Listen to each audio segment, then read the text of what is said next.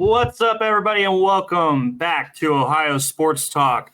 I'm Doug. That's Jordan, and we have a special guest today, Jeffrey from the Cleveland Pulse. Jeffrey, how are you doing today, man? What's going on, guys? Excited to be here. Excited to talk shop with you, gentlemen. Let's get into it. Jordan, what's going on with you, man? Let's get into that before we really dive into stuff today. Hey, just keeping my nose to the grindstone, brother. Enjoying a little bit of the summer with the kids right now. She's been out of school for about 2 weeks, so kind of take advantage. Memorial Day was awesome for the both of us.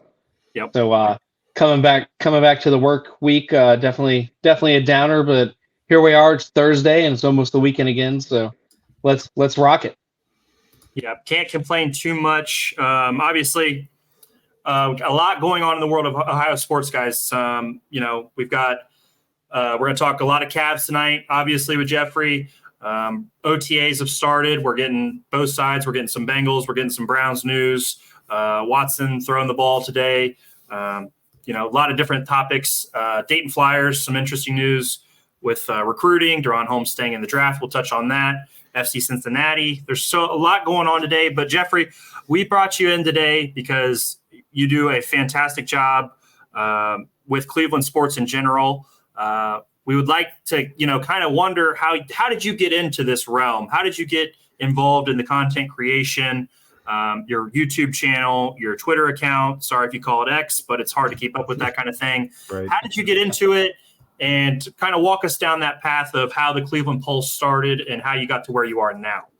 Right. Well, I appreciate the kind words. And once again, appreciate you guys having me on. It's always good to link up and connect with other people in the community who are like-minded individuals, kind of grinding and working toward the same goals surrounding similar sports teams. But as cliche as it sounds, so me and my buddy Justin, we actually went to the same high school, and our other buddy Logan, who does the Cavs show with us, we all went to the same high school, all graduated in the same year. So this is something that we kind of talked about as a friend group, or just, in our social circles, all the way back to when we were still in high school. But cliche as it sounds, 2020 rolls around. I think a lot of people kind of stuck in their house, man. It just sounds like a lot of podcasts that started during that time.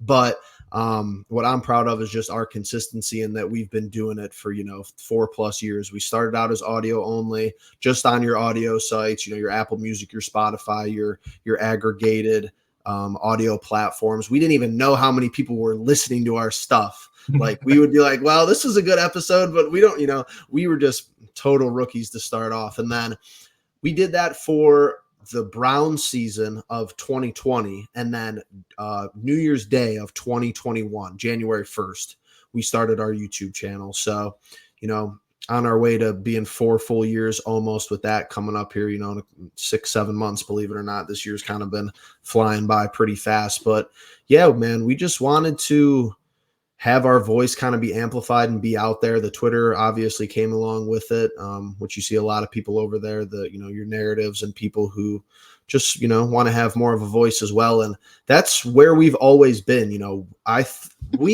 Me and Justin always we would always make fun of people in the mainstream, the ESPNs and stuff like that, the TNTs, where it's no disrespect to people who do it for a living, because obviously that's a huge goal. Like, that would be sweet if I could just, wake up, and obviously it's a lot of work and you got to grind your way to the top. We're not putting any of that down. It's just that we know as fans, you see it all the time. There's these little pockets of the industry, in any industry really, where you're like, yeah, that guy's kind of just saying that to keep his job, or he's saying that to bump his clicks up, or he's the resident hot take guy, where they never go back and look, hey, I was wrong about this. I was right about this. I was wrong.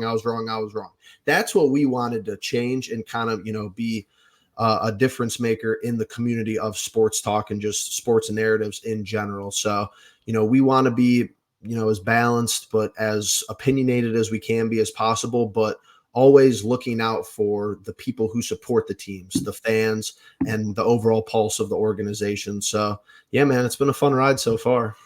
Yeah, no, that's awesome. And Jordan and I went to high school together. We've been friends for, awesome. I don't know, 20 plus years now, give or take, probably more than 20, 25 years right now. So we definitely understand that background, that friendship, doing this with a buddy always seems like it helps a little bit because you can hold each other accountable and do that kind of thing. So that's great. Before we got on, you kind of talked about the Cleveland Pulse. What's the mantra? What do I understand you guys are looking to do the best for the fans. Is there anything else layered into that you're looking for when you guys put out content? Because, you guys are pretty darn successful on YouTube. You guys do a great job on X. Any more little insights into what it takes to be good in this space on those platforms? I mean, I would just say like we try to be objective, but at least for me, we all have our own personalities, whether it's all three of us on the same episode or Logan will be kind of our in-house producer. He has a good background with that where he actually did that professionally as well. So as far as hype videos, edits and stuff like that, that's going to be all him, creative free reign, stuff like that. Justin is basically our in-house resident football guy, played football at high levels, not only at the high school level, but also, in college for a little bit as well. And, we're all former athletes and people who've always loved sports. I would say I kind of have like a contrarian look on some things. I feel like I tend to go against the crowd, which it's not the easiest route to go, I think, in this industry. Because first of all, you have to be right, or you have to think that you're right. And then at the same time, you have to double back. Okay, I wasn't right about this. And we'll be the first people to tell you that. But at the end of the day, everybody who kind of stays on the same side of, just taking the safe way out and just, having safe takes, I feel like, yeah, you could be successful doing that. And if that's how you really feel as an individual, then more power to you. But I mean, I try to be an objective and as, if I see something that I think is nonsense, I'm not going to sit there and just kind of push it off to the side and only comment on the positive things as far as the sports teams that we follow. But yeah, I mean, it's just like, you have so many different communities and different sub pockets of, as far as it could be anything, the Cavs, the Browns, seems like you guys are kind of cover everything in this little domain. So that was one of our biggest things was like, that's when you hit me up earlier. I'm like, you're like, are you, we do it these days of the week. I'm like, cool, perfect tonight. Like, I wish more people would just be like, you guys interact with us. And I've seen you got, your stuff on my page and I've seen, I looked you guys up on YouTube, but it doesn't matter to me. Like we always say this before we record or after we record, if we had no subscribers, if we had 50 subscribers, we would still be doing this, because at the end of the day, it's, 2-3 buddies getting together where, hey, this is a relationship we've always had talking sports, and we have fun doing it. There could be nobody watching. It doesn't really matter to us. It's something that we like to do to, be fulfilled and feel like we kind of have an additional purpose and hobby. But I think that what's lacking is this right here. Like, you have these different hierarchies where, if you don't have enough subscribers, you don't have enough followers, they don't want to interact. Who cares, man? We're all fans of the sports team. Someone with 5 followers might have more insight and, intuition and have more experience with talking sports or being in the sports realm than somebody with 15,000 followers. So that's what it is for me. That's awesome. That's definitely, that outlook is definitely appreciated by us because, we're in a closer to our infancy than than obviously where we could be and want to be. So I appreciate you saying that. Jordan, hearing all that, taking all that in, what are your thoughts on, we've seen their content, we've interacted with these guys. What are your thoughts on the Cleveland Pulse? Because, this is kind of where we strive to be eventually is to have to get to that level. So what are your thoughts there? No, again, Jeffrey, I appreciate you being on and always love the interactions. Doug is a bigger Cleveland guy than I am. He's a diehard Browns fan on the side. I'm more of a Cincinnati guy, but we both love Cleveland Cavs. That's obviously Ohio's go-to when it comes to pro basketball. So we definitely enjoy it, and I like the encouraging words because we are. I think we're maybe 2 months strong. Give or take a week or two. Nice. And we've grinded and we've grown and we've had some no's and we've had some yeses. So the fact that you chose the yes and to come on the show, it's so greatly appreciated. So I appreciate it. Let's dive in. Let's rock this. Yeah, Absolutely. for sure. So Jordan, now on the back of that, let's get into it. Jeffrey, we're obviously in the midst of a coaching search for the Cavs. To me, looking at it for where we are, it's still early. We've just got permission to interview Kenny Atkinson and James Borrego. We've also heard Johnny Bryant be a part of the conversation. I know you posted about this earlier. As of right now, Jeffrey, the way we're looking at it, are those the three names that we're looking at the most, in your opinion?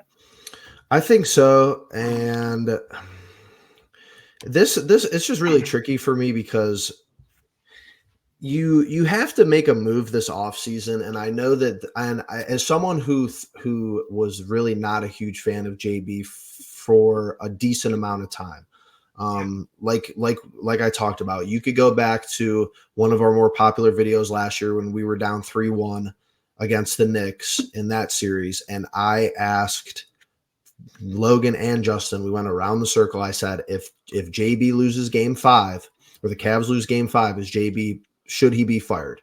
We all said yes. So this is a year in the making. Unfortunately, when you have to maneuver the offseason like this, you miss out on potential candidates that, maybe in a different timeline you could have had, whether it's the Nick Nurses of the world, the Budenholzers, obviously being an option. It's just unfortunate that, it's just unfortunate to me how it happened, because you could say there was progress this year with the Cavs season, but to make a long story short, I think Atkinson is the guy. They're not going to say it out loud, but I think Atkinson is going to be hired at the end of the day. They have to link Johnny Bryant to us because he's been vying for a head coaching job, and he's a part of a very successful staff that has been the New York Knicks the past 2 seasons, and his relationship with Donovan Mitchell doesn't hurt as well. But, I mean, Borrego, it's just these guys that you feel like they could be a head coach if they just get the right opportunity, and they're not in the basement of terrible bottom 5 roster, bottom 5 general manager. The owner doesn't want us, do anything to spend money and make changes. It feels like that when you kind of do your research. So I think that Atkinson and Borrego are probably your 2 front runners, especially if they're going to interview those guys first. I know that there's some backdoor names like the Terry Stotts of the world and, some other people that we're going to have to do due diligence on. It bothers me I've heard nothing about JJ Redick. And that's kind of my hot take for this coaching cycle, as far as that we're in need of one, is that at the end of the day, I'm not saying flat out hire the guy. He's the only option, he's my winning candidate. At least do your due diligence on, at least bring him in for an interview. What's the worst that's going to happen? You don't like the guy or maybe you like the guy and you still don't hire him. That's kind of what's bothersome to me. Not that he's like a slam dunk candidate, but at the end of the day, I'm not sure if any of these guys are. Jeffrey, to just question that back. Now, JJ Redick, do you think the reason we haven't gone harder is because of the Lakers connection with him and how they've done their interviews already? Is that maybe the Cavs thinking is he's maybe linked there already, and we're not going to, waste the resources? Coming in for an interview just doesn't seem, that bad. Jordan, what do you got? Well, I'm just kind of touched. Borrego's been interviewed, from what I've seen, twice by the Lakers already. So that's what, why not call JJ Redick? And, if Kenny Atkinson is kind of our front runner, you look at him, he was on a 118 wins, 190 losses on a staff in Brooklyn when Brooklyn really didn't take anything seriously, kind of when they re-evolved their franchise. Yep. So he has experience in kind of a rebuild, which the Cavs aren't in a full rebuild right now, but maneuvering pieces and trading and bringing in big names. So, would you think about taking JJ? I guess my question is, as an assistant or a high-end assistant, if we bring in somebody like Kenny Atkinson? I think that's interesting, but I don't know. He wants to be, if he wants to be I don't think he'd get into the game right off the rip to be an assistant. I would be thrilled with that. I mean, you're telling me that we could look down the bench and and once again, no disrespect, but it's either looking at Luke Walton or JJ Redick. I mean, at the end of the day, I think that's kind of an easy choice. And I know Luke Walton has a lot of coaching experience. He coached well with the Lakers when Steve Kerr wasn't available for them. But at the end of the day, that's kind of Atkinson's background too. You know, someone who's been on that Steve Kerr staff, and he's been waiting to – he seems like Atkinson seems like an intelligent individual to me, because he could have taken a job that, like I said, wasn't very desirable. And after the Warriors won their most recent ring, he kind of pumped the brakes and held off, even though he basically agreed that he was going to be a head coach. He said, well, no, I'll just stay on the staff as an assistant. And that kind of screams maturity to me. So Redick, I think that's a good point, Doug. Maybe the Lakers kind of have him like signed, sealed, delivered under the table, and maybe Altman and company knows that. What's interesting to me, another thing I don't think a lot of people are talking about, and once again, I'm not saying it's should be the first option, but I wonder how much due diligence this front office will look at as far as pre-existing bench guys we have. Is JJ Outlaw getting an interview? Is Luke Walton getting an interview? I think those are interesting questions too, which I'd like to raise because I just haven't seen anything about them. Question then, because you bring that up, because of the negativity that came out after the season, are those guys maybe off limits for the players, potentially a Donovan Mitchell, who we want to see sign extension? Because we saw that, the Marcus Morris interview, wasn't exactly glowing of JB and everything that had taken place. Are you thinking maybe those guys aren't getting the interviews because we just want to clean house, brand new staff, maybe all that kind of stuff? I think it, but at the end of the day, and I'm not actually really familiar with how staff like turnover goes, but it's not like it's not like the headline was, JB in the big font, and then like the subheader was, whole coaching staff got dissolved. Like I haven't seen anything official on that. So it actually kind of leads me to believe in that case that maybe they are looking at some of those guys, because I mean, if you just put everyone's name down on a piece of paper and you go through pros and cons, yes, there was a lot of negativity to come out of the offseason, but at the end of the day, your assistant staff, who this staff, to the best of my knowledge, has been together for, they have some continuity. Mm-hmm. They know these guys. They know what the locker room was like. They know, maybe they know what JB's issue was that he wasn't correcting, or maybe he wasn't listening to them.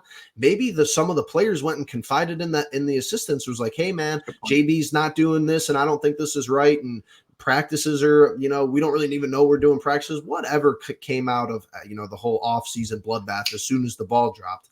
So right. I'm not saying that, they could clean, a new guy might want all new staff and everybody that he wants, handpicked, but it's still an interesting dynamic that we haven't really heard anything about. Hey, here's the future of this assistant with the organization or anything like that.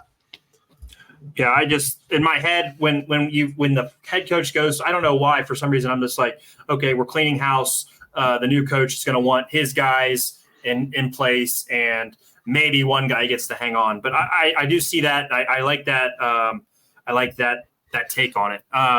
So you think Kenny Atkinson's the guy, right? Right now, if I had to take an educated guess, I think Atkinson gets hired, and from preliminary research, he's my preferred candidate.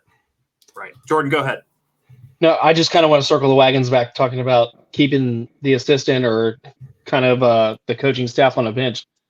And I think the difference this year, in normal years, I would say you want to keep some of the assistants, but the Cavaliers have so many contracts right now, and it starts with Donovan Mitchell, and then it goes down to, are we trading Garland? Garland being a highly covenant trade partner with just about every team in NBA right now has got to be a big factor in maybe bringing in a fresh staff on who they want to bring in, who they want to trade for, who they want to outsource. Because if the new head coach wants his guy from, whether it's going to be like a Brandon Ingram or, making a big splash trade, maybe calling around and seeing if Philadelphia wants to keep some of their role players, or, if the series ends tonight, there's a lot of questions with the Wolves roster. And especially Jared Allen being another piece where a lot of teams are already knocking on our door for him. If he's not going to be part of the growth of the team moving forward, if Evan Mobley's just going to be the guy when it comes to playing as a center or playing in a five. So I think that we're going to clean house, and this is just my opinion. There's no big time research behind it. It's just outside looking in. We got a lot of money that's going to be moved around, a lot of guys that are going to be traded, and it all starts with we want to keep Donovan Mitchell is going to be the star piece. Evan Mobley is going to be the number 2, and then everything after that's kind of got to be proven. And it's got to, if we're going to bring in a head coach, it's got to be the players that he wants. And if we keep the assistants that's existing, that's going to upset a lot of the assistants. Okay, we're going to get rid of this guy. Well, the assistants, like you said, had a working relationship with the current bench and role players. And if we're not going to keep those guys around, I think we'll clean house with the assistants. Jordan, to piggyback off that point, Jeffrey, I'm going to ask you plain. Is Donovan Mitchell a Cleveland Cavalier next season? You stole it.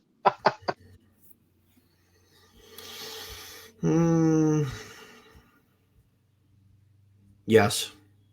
Yep. But not definitively. Like, I'm like 60-40, yes. Okay, so 60-40, because last week, me and Jordan were going back and forth, same way, kind of thinking, we both believe he is back next year. I don't know. I'm getting some. I don't know. I'm getting the good energy from it or something. Jordan, you went into it last week and did a good job on it, talking about the positives of him returning. I think he's coming back, guys. Jordan, I know you have some thoughts on that. Go ahead. No, I think he's coming back, and kind of not to repeat myself, but I actually read a couple outlets. I don't know how accurate the story is, but they're saying he has a lot of control of the roster right now. Jeffrey, have you kind of having more of a ear to the ground? I saw that same report, and that was from Brian Windhorst over at ESPN Cleveland. Let's say Windhorst is credible, which I'm not sure that you could definitively say that if that report is true, that's a little startling. That report bothers me, and I know that kind of seems like maybe that's like that might be part of the minority opinion in that assessment, because it's almost to the point where you want your superstar to be heavily involved, and I get that. If you go through exit interviews, if you got to keep these guys happy. They're pro athletes at the end of the day. They're making millions of dollars. He could go get a contract wherever in the NBA. Any other team would be lucky and grateful to have him. I understand that. And I respect him as a basketball player and as an overall talent. The only other guy who I've seen in the entirety of my NBA career that I think should have had like full reign control over an organization just luckily happened to be LeBron James. I don't think Donovan Mitchell's that guy. He's not on that level. He's not the best player in the NBA. When LeBron was pulling the strings for us, he was the best player in the NBA, huge gap behind him, and he was willing the team to the finals every year. I like Donovan Mitchell. He's a top echelon player in the league. He's an A+ S tier guy. He's not the guy of the league, and that's fine. There's only one guy of the league, and the league has a lot of parity right now. Totally understandable, but I say 60-40, not to go on a huge rant, to cut you off here, Jordan. I say 60-40 because I can't give you more than like 60 to 65% just based on the history of this franchise. I heard LeBron wasn't leaving once. I heard he wasn't leaving twice. I heard Kyrie Irving was going to be a Cavalier his whole career. I feel like a lot of people either have just kind of started following the team, or it's kind of slipped their memory that these things have happened where, you have an infamous interview. I don't even know where Kyrie Irving is. He's up on stage and the little kid comes and takes the mic. He goes, are you going to be a Cavalier for life? And he's like, yeah, I'm never leaving you guys. These guys say whatever, man. And I get it's business decision. If Don thinks he could go and have a better chance to win somewhere else, at the end of the day, even though it seems like he was involved with Bickerstaff's decision, even if he's going to be heavily involved with the coaching staff, you really never know. Well, yeah, well said. Hey, go ahead, Jordan. No, definitely. We definitely have a rich history of putting all our eggs in a basket and having them smashed on Saturday night. So I definitely don't disagree with that. But I'm just kind of outside looking in. What I said on the last episode we had, we do have Evan Mobley, whose ceiling has been seen as much higher. We do have covenant trade pieces. We have a solid bench right now. And I think that's, you look around the East and, Philadelphia, I feel like their window's kind of almost, I'll never put them out, but their window's closing a lot more rapidly than Cleveland is. They have a lot more health issues than we do. You look at the Bucks, They did a mid-season change coaching. It didn't work out. You kind of look at that roster. They kind of pointed a lot of fingers. Kind of remind me of the Philadelphia Eagles in the NFL at the end of the year. You saw a lot of back and forth on a podium between players and coaches. So that situation doesn't look great. I think we have a more talented roster coming up if we pull the right strings to kind of put us past New York. And and Boston, depending on what they do or don't do in the finals, if they lose, that team could implode themselves. So it's kind of ripe for the taking. That Cleveland is that gray area where, hey, we have a lot of great trade pieces. We have a lot of great guys on the roster. We have a young, talented core that have a higher ceiling than what they've been playing at. And if we bring in the right head coach with Donovan Mitchell, we can kind of hit that unlock button and really see what this team can do. And I think that's the things he's got to think about, because you look at the West, Dallas is making a stamp. The Thunder are young and upcoming, and it's a lot more competitive over there. Where the East is the East kind of has a hierarchy that can really kind of shuffle around a little bit, where the West is kind of more definitive. So if he's looking around for a business decision and he really wants to win a ring and choose legacy over money, I think his best chances are going to be right here in Cleveland, and that's got to be weighing on his mind. What do you guys think? I'll kind of give you guys the mic on that. I'm definitely with you. I mean, I definitely think we're in a very competitive East, and I think we can compete in the East if things get moved around and shaken up the right way. Which leads me into my next question, Jeffrey. We're going to piggyback off of Jordan because he has mentioned the Cavs have good assets. Who do you think, if Donovan Mitchell resigns, obviously that is the big important piece, domino piece in this whole situation. Who gets traded first? Is it Jared Allen? Is it Darius Garland? Is it one of those guys? I mean, what are your thoughts there on the roster construction if the Donovan Mitchell piece falls? So I think you have to take the Clutch Sports leaks or rumors or reports, whatever you want to call them, kind of at face value, because you really have no refuting evidence to go the other way. So that situation's that's been the most bizarre part of this young offseason so far. Have they even had conversations? Has Donovan even, picked up the phone and called Darius or vice versa to be like, hey man, I think that we have confidence that we could, get this done, me and you? Or is it just, if Donovan signs an extension that Darius is going to ask for a trade by proxy? Yeah. And at the end of the day, Altman doesn't really have to do anything there. He could just stand pat and be like, hey man, you could request all you want, but we just gave you this contract. We just bet on you, very recently. So that could get interesting. I don't really see how that plays out in a great manner, if that's the truth either way. I think DG would definitely be the first one to go, just based off of everything, whether it's you think Don can run the one. If you think that we played better basketball with Donovan at the one for some of the games this, previous season and even in the playoffs at some point. But this roster, I think it should be, and I think it will be a lot different headed into, the 2024-2025 season compared to what it was this year, whether it's DG being moved, whether it's, hey, you kind of have to decide between LeVert and Okoro. Okoro's a restricted free agent. You just gave LeVert kind of a new contract. Do we have all this, room for them to get minutes when it seemed like neither of them were really that effective in the postseason? Niang kind of suddenly becomes a huge question mark, even though he was okay in the regular season, but you still have 2 more years of that contract. You seemingly might have to look for a backup point guard. I think Craig Porter Jr. is good enough to do it, but if it's a strong, free agent point guard class, you're going to have to do your due diligence. You still don't have a backup big. You haven't had a backup big who's been competent. I feel like since Kobe Altman took over the reins 6, 7, 8 years ago, you've went through Moses Brown, Ed Davis, Tristan Thompson, 25-game suspension. Isaiah Mobley's not there yet. Robin Lopez, Brooke, whichever Lopez it was. And Drummond might be a coveted asset this offseason. I wouldn't mind doing some due diligence into Andre Drummond to bring him back, but there's a lot of questions. Yep. No, good point. Shout out to Fatboy Fadeaway, our guy Darren. Believes Garland will be traded first. to a Western Conference team. So interesting. There's been some Brandon Ingram rumors, that kind of stuff. Obviously, we know about. Jeffrey, we kept you a lot longer than we thought. Let's touch on a couple more things real quick before we get you out of here. Who is your favorite all-time Cleveland Cavalier? LeBron James, but that's the very casual answer. Believe it or not, if you had to, if you took LeBron James out of that question, it'd be Kyrie Irving. There's just a couple years there where he was so damn incredible for Cleveland. I feel like his lore with the franchise kind of fell off, and then we let Colin Sexton and Ty Jerome wear number 2. But I digress. Ty Jerome could have moved mountains if it could have happened. That's good.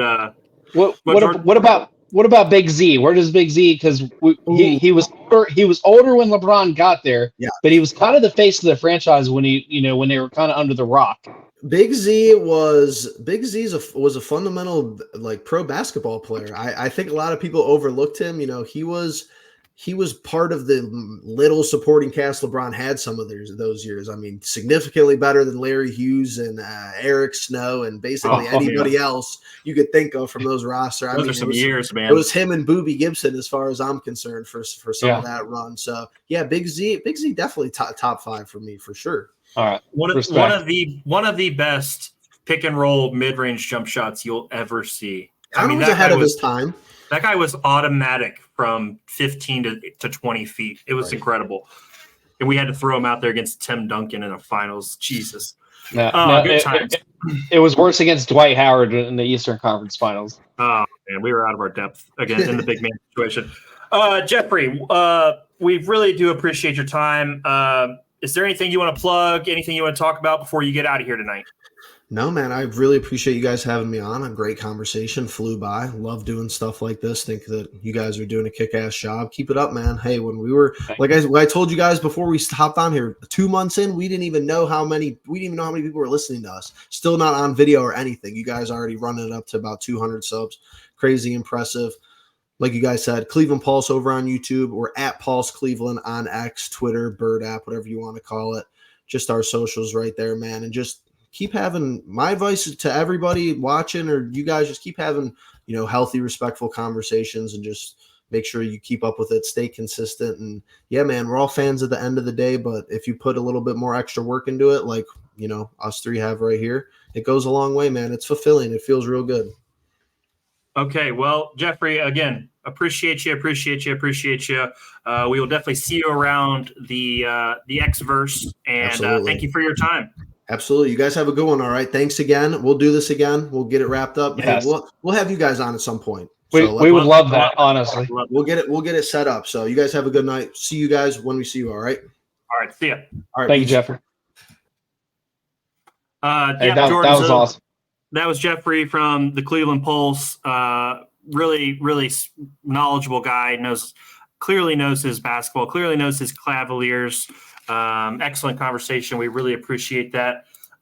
Kept him a lot longer than we agreed on. So thank you so much, Jeffrey, for your time. Jordan, let's move ahead though.